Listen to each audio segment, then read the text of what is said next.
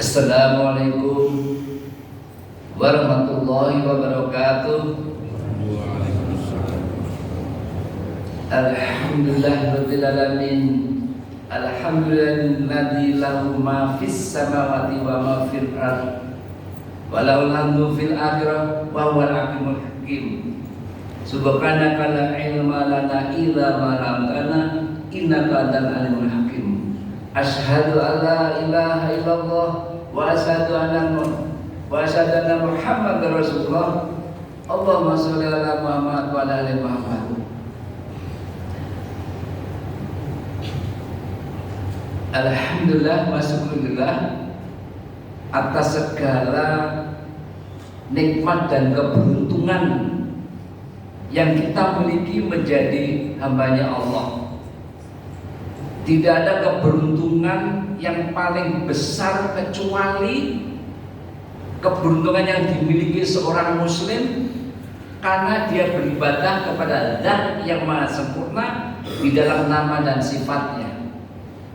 Maka inilah yang menjadikan kita beruntung dalam semua lini kehidupan kita, ketika semua aktivitas kita sadarkan kepada Allah Subhanahu wa taala. Mafhum mukhalafahnya, makna kebalikannya, perlawanannya adalah kerugian yang paling besar kita sebagai manusia yang lemah dan rapuh, tetapi berani menentang Allah dan Rasulnya. Padahal Allah sudah tegaskan di surat 4 An-Nisa ayat 59, Atiullah wa atiu Rasul, taatilah Allah dan taatilah Rasulnya. Yang pasti selama-lamanya makhluk ini tidak pernah menang di hadapan Allah Jalla wa'ala, dan tidak ada tempat bagi makhluk yang menentang Allah kecuali adalah kehinaan di dunia dan akhirat. Sholawat dan salam mari kita aturkan sebagai rasul kita Nabi akhir zaman Nabi Muhammad SAW, juga pada kerabatnya, sahabatnya, para salafus soleh, tabiin, tabi'in dan kaum mukminin yang istiqomah hingga akhir zaman, termasuk diri kita nih, insya Allah selalu nih mengikuti para salafus soleh. Oleh karena itu doa kita kepada salafus soleh adalah ridwanullah alaihim, semoga Allah ridho terhadap mereka. Dan Nabi adalah seorang manusia yang telah memberi petunjuk, manusia yang telah memberi ultimate answer kepada kehidupan kita, yang pada akhirnya kita tahu apa yang harus kita lakukan di dunia ini. Dari Nabilah kita tahu bagaimana kita bisa terhindar dari hasrat setan ketika kita akan tidur, di mana kita harus wudu, kemudian sholat 2 rakaat, sholat witir 3 rakaat. Sebagaimana dalam hadis riwayat Bukhari dari Abu Hurairah, beliau berkata, kekasihku Rasulullah SAW mewasiatkan kepadaku 3, siyami salasati ayamin min kulli syahrin, puasa 3 hari dalam tiap bulannya, yaitu tanggal 13, 14, 15 Hijriah, pertengahan bulan. Yang kedua adalah waraatid duha, sholat duha minimal 2 rakaat. Kenapa? Bukan untuk hanya mencari rezeki, tapi ini adalah sebagai sedekah terhadap persendian-persendian kita. Kemudian wa'an mutira qabla an anama, yaitu sholat witir sebelum tidur. Nah, karena Nabi pula lah, sehingga atas jasa beliau banyak manusia yang tadinya tergelincir dari liangnya neraka min hufarin nirot menjadi rodatan min riyadil jannah, taman di antara taman surga di dalam kuburnya. Kemudian oleh karena itu kita berharap semua kita bisa berkumpul bersama Nabi yang telah dikumpulkan di kampung akhirat. Amin Allahumma amin. Ikhwatul iman azza wa iyyakum. Di kultum ini ada 3 poin, yaitu berkaitan dengan overview atau ringkasan dari kultum saya hari Senin yang lalu. Yang pertama, yang kedua, overview atau singkatan dari kultum saya pada hari Sabtu yang lalu. Dan yang ketiga adalah bagaimana lanjutan dari kultum hari Senin dan Sabtu yang lalu. Nah, yang pertama adalah overview ringkasan dari kultum pada hari Senin yang lalu adalah di sini diketengahkan ada 2 hal yang ini harus kita lakukan, tapi juga harus ada yang kita hindari. Yang kita hindari apa? Ada di surat Al-An'am, surat 6 ayat 60, jangan sampai kita melakukan ini. Di mana poinnya adalah bahwa di surat ini, di ayat ini, kita itu ditidurkan oleh Allah ketika malam hari. Tetapi siangnya bisa jadi kita brengsek, sholat ditunda-tunda, infak kagak mau, biru walidain juga enggak. Nah, poin inilah yang harus kita hindari. Kemudian, tetapi Allah tetap membangunkan kita. Apa nih ketika pagi? Padahal Allah tahu bahwa kita akan melakukan hal-hal yang buruk, yang bermaksiat kepada Allah. Di mana dikatakan oleh dalam surat di ayat ini, wa walladzi yatawaffakum bil-lail. Dia dan dialah yang menidurkan atau melepaskan roh kamu di malam hari. Artinya roh kita dilepas di tangan Allah. Kemudian wa ya'lamu man ja'aratum bin nahar, dan dia tahu dan dia mengetahui apa yang kamu kerjakan di siang hari. Allah tahu itu. Bahwa si fulan si ini brengsek misalnya, tidak mau zikir, tidak mau baca apa, tidak mau segala macam, Allah tahu. Tapi Allah tetap bangunkan hambanya itu.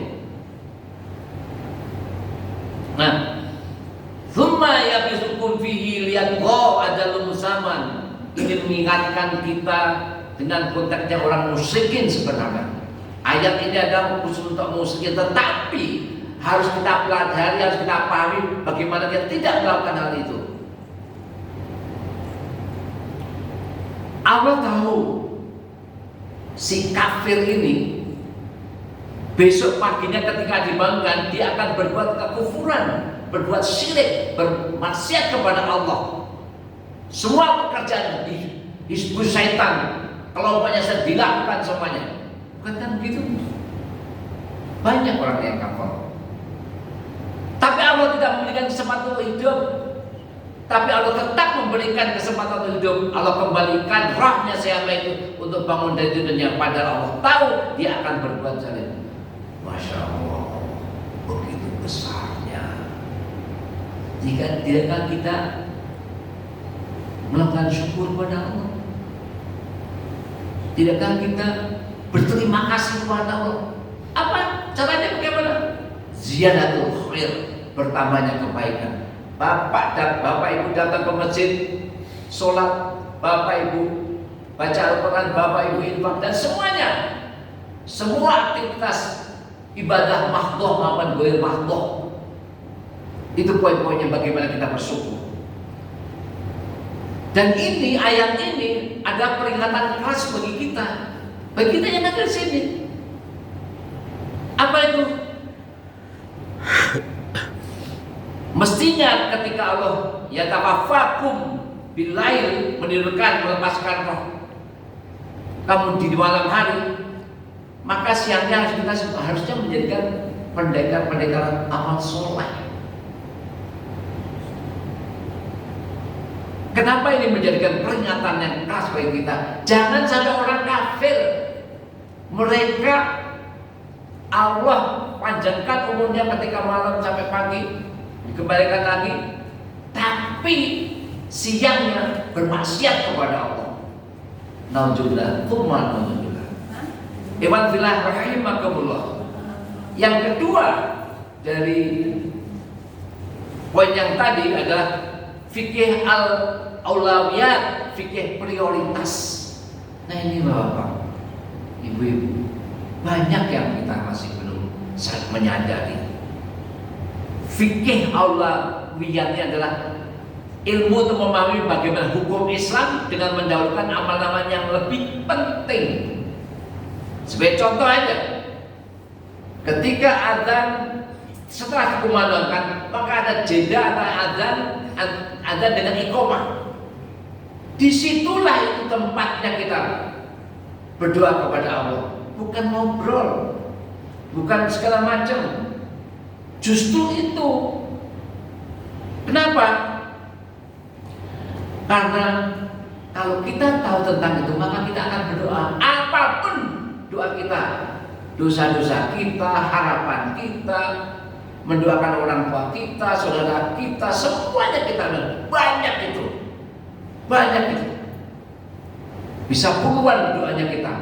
Tapi apa yang kebanyakan jujur, terutama saatnya Ustaz Miftah, masih aja setelah ketika adzan dikumandangkan selesai, mestinya kan berdoa. Ini enggak. Kenapa saya bilang? Karena saya tahu persis itu. Banyak asatnya, ada beberapa asatnya Ustaz Miftah yang tidak memenuhi poin-poin yang di fikih al-aulawiyat, fikih prioritas ini. Kemudian dasarnya adalah apa? Ternyata di antara adzan dan iqamah dalam hadis riwayat Imam Abu Daud dan Imam Tirmizi, Rasulullah bersabda, Rasulullah tegaskan, ad-du'a la yuradu bainal adzani wal iqamah. Doa di antara adzan dan iqamah tidak tertolak. Masya Allah. Bapak punya kesulitan, doalah pada saat itu. Bapak punya keinginan, monggo silakan doa. Kesempatan. Dan ini orang banyak yang ngobrol, mungkin bisa jadi dia nggak tahu bahwa ternyata ini yang paling baik. Kemudian poin dari overview dari Sabtu yang tanggal 1 Agustus kemarin dijelaskan bahwa salah satu bekal agar kita meninggal dalam kondisi husnul khotimah, maka bekal kita adalah takwa. Takwa menurut Sayyidina Ali bin Abi Thalib menjelaskan bahwa orang yang benar itu mempunyai 4 sifat utama. Yang pertama, al-khaufu minal jalil, merasa takut kepada Allah Subhanahu wa taala yang mempunyai sifat yang maha agung. Bapak, Ibu-ibu, apa kita sering berbuat tidak takut pada Allah? Sering. Kenapa? Membangkang. Kenapa? Contoh, kita udah waktunya sholat ditunda-tunda, itu salah satu bentuk bagaimana kita membangkang pada Allah. Sementara nyawa kita itu di antara tangan Allah. Yang kedua, al-amalu bil tanzil, beramal dengan apa yang diwajibkan Allah dan diwajibkan oleh Allah Subhanahu wa taala. Jelas, ikuti apa yang pola Allah, ikutin perintah Allah. Kemudian yang ketiga, al-qanaah aridho bil qalil, merasa cukup dan ridho dengan pemberian Allah Subhanahu wa taala. Nah ini dia. Meskipun hanya sedikit, apapun bapak-bapak yang ngejogrok di depan sama-sama ini, apapun pasti mau punya masalah, pasti rezekinya bermacam-macam. Tapi itulah yang Allah berikan. Allah itu tahu yang terbaik buat hambanya, buat yang terbaik buat umat manusia. Kalau memang sedikit ya sudah, itulah yang berusaha tetap, tapi semuanya hak prerogatif Allah. Allah yang menentukan. Kemudian yang keempat adalah al-istidadu li yaumil rahil, yaitu senantiasa mempersiapkan bekal untuk menghadapi kematian dan kembali menghadap Allah Jalla wa'ala. Inilah Bapak, pentingnya kita selalu mengintrospeksi diri kita. Karena kenapa? Pepatah, kata-kata bermakna, rezeki, jodoh, pertemuan maulud itu Allah yang punya, haknya Allah. Oleh karena itu kita tidak tahu, mestinya kita mempersiapkan ini lebih baik. Tapi banyak di antara kita kadang-kadang itu useless, tidak bermanfaat, banyak. Nah, jika 4 ciri orang bertakwa itu ada pada seseorang, yang 4 poin tadi yang kata Sayyidina Ali, maka dia telah mampu mencapai derajat muqarrabin, orang yang dekat dengan Allah. Masya Allah. Kalau kita dekat dengan Allah, kalau kita perhatian dengan Allah, Allah perhatikan kita pasti itu. Nggak pakai dalil itu pasti itu. Kenapa pasti?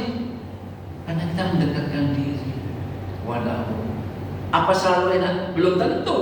Kadang-kadang sakit, justru sakitnya musibah itu justru mengurangi dosa kita. Itulah Allah, cara Allah mendekati kepada kita. Jemaah penduduk surga rahimakumullah. Nah, lanjutan daripada kultum hari Senin dan hari Sabtu kemarin ada apa? Kita harus mengerjakan amal-amal soleh. Allah memberikan 2 syarat bagi siapa yang berharap bertemu dengannya di surga, ketemu Allah di surga. Syaratnya apa? Yaitu beramal soleh dan meninggalkan kesyirikan, salah satunya. Sebagaimana Allah tegaskan di surat Al-Kahfi surat 18 ayat 10. Wa kana yarju liqa'a rabbih. Barang siapa yang mengharapkan bertemu dengan Tuhannya, falyamal amal solihah, maka hendaklah dia melakukan amal soleh. Masya Allah. Kita ketemu dengan salah satu syaratnya ini. Wala yusyrik bi ibadati rabbih adha, dan janganlah menyekutukan ibadahnya terhadap Tuhannya dengan satu apapun. Jangan musyrik. Jangan percaya dengan dukun. Jangan percaya dengan takhayul, TBC, takhayul murafat.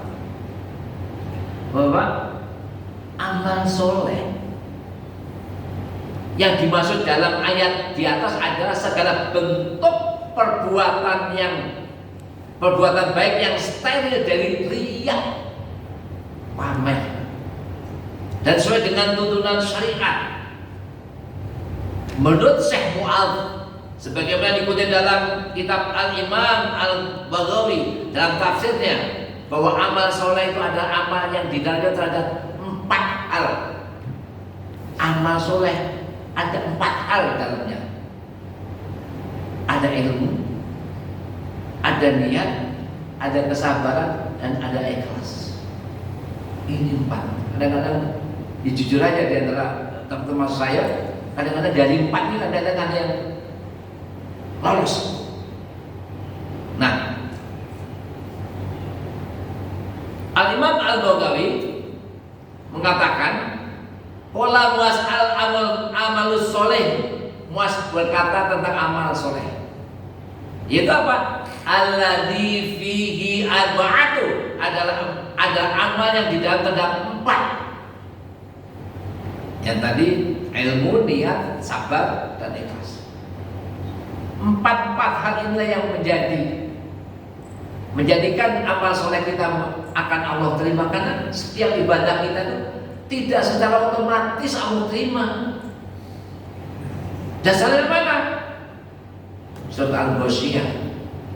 Amilatun nasibah. Orang beramal dengan capek, berpayah-payah, keringetan, sakit segala macam. Tapi apa? Tasla naronawiyah, masuk ke dalam neraka hamiyah. Artinya tidak. Makanya salah satu amal soleh harus ada itu. Harus ada 4 tadi, ilmu, niat, sabar, dan ikhlas.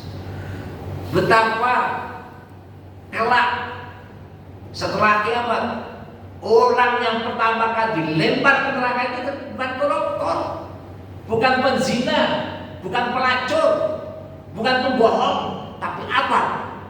Yang pertama kali dilempar ke neraka adalah ustaz. kiai yang dilempar ke neraka pertama kali. Kenapa bisa gitu? Karena dia tidak ikhlas. Betul kan, di antara tadi kan ada syaratnya ikhlas. Dia malas boleh. Jadi kalau kita melakukan amal soleh tapi tidak ikhlas, niatnya bukan karena itulah, kita harus ekstra hati-hati. Yang kedua apa? Siapa yang dilempar pertama kali? Adalah mujahid, orang yang berperang di jalan Allah, mati. Tetapi apa? Dilempar. Kenapa? Kembali lagi, hatinya buruk, niatnya tidak baik. Yang terakhir apa? Yang dilempar. Siapa yang dilempar ke neraka? Orang yang dermawan, masih infak, masih sholat segala macam, menyantuni anak yatim piatu, dua apa semuanya. Tapi nama itunya jelek, nah itunya kacau. Oleh karena itulah, mari kita setiap hari, setiap saat kita melakukan introspeksi. Sudah benarkah saya on the right track? Saya di jalur yang benar saya? Itu poinnya. Apapun juga Bapak dan Ibu, yang pasti kalau kita sudah berusaha, let Allah biar Allah yang menentukan. Itu domainnya Allah. Nah, itulah poin pada kultur pada pagi ini, dan semoga bermanfaat terutama untuk hamba yang dhaif ini. Wallahu a'lam bishawab. Alhamdulillah, kalau takutlah minal musyrikin, kebenaran dan rabbul, dan janganlah kamu termasuk orang yang berlaku. Mari kita tutup dengan doa kafaratul majlis. Subhanallah wa bihamdika asyhadu an la ilaha illa anta astaghfiruka wa atubu ilaik. Assalamualaikum warahmatullahi wabarakatuh.